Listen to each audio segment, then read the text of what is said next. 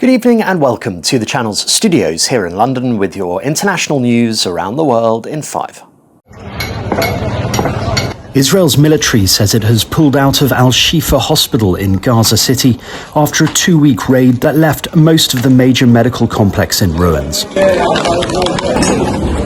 Gaza's Hamas-run health ministry said dozens of bodies have been found and locals said nearby areas were razed. The Israeli Defense Forces said troops had killed and detained hundreds of terrorists and found weapons and intelligence throughout the hospital. The IDF said it raided Al-Shifa because Hamas had regrouped there. The 2-week operation saw intense fighting and Israeli airstrikes in nearby buildings and the surrounding area.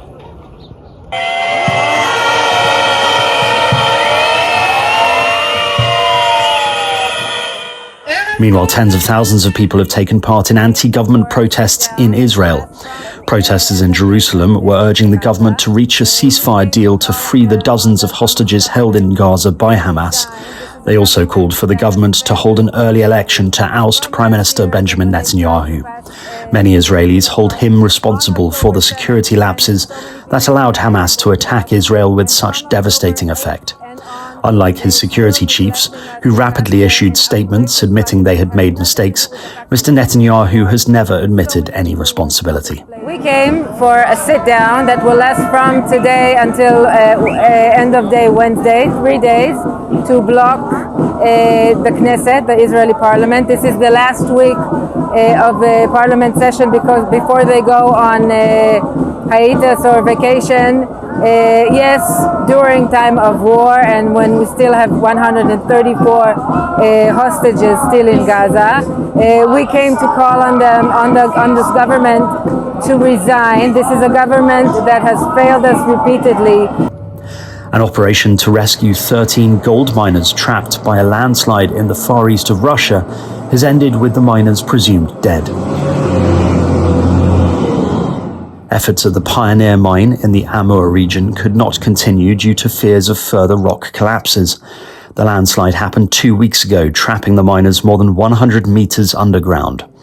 Possible shelter areas have been found to be flooded. The mine is one of the world's largest and one of Russia's most productive.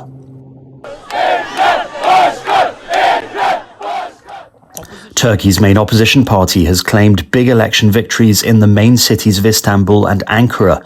The results are a significant blow for Recep Tayyip Erdogan, who had hoped to regain control of the cities less than a year after he claimed a third term as president. He led the campaign to win in Istanbul, where he grew up and became mayor.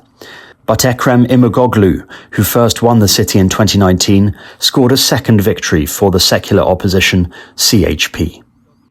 From today, adults in Germany will be allowed to carry, grow and store cannabis. The drug used to be classed as a narcotic, but a new decriminalizing marijuana means it can now be used for recreational purposes. I think it's very significant. A number of countries in Europe have been making this move. Germany's not the first. Malta actually changed its law in 2021. Luxembourg changed their laws in 2022. We've also seen famously sort of historic reforms in the Netherlands. And Switzerland and Czech Republic are also doing it. So Germany's actually at the part of a wave of reforms that are sweeping across Europe, but I think perhaps it's the most politically significant. Journalists have been told to stop stealing souvenirs from US President Joe Biden's official aircraft. An inventory check on Air Force One after Mr. Biden's visit to the US West Coast in February found several items were missing from its press section. Branded pillowcases, glasses and gold-rimmed plates are among the items that have allegedly vanished from the jet. The White House Correspondents Association warned that taking items from the plane was forbidden. And a man in the United States has had a lucky escape after almost being hit by a spinning blade. The man walked into a convenience store in the US state of Oregon, unaware moments later a blade would come loose from a nearby construction site.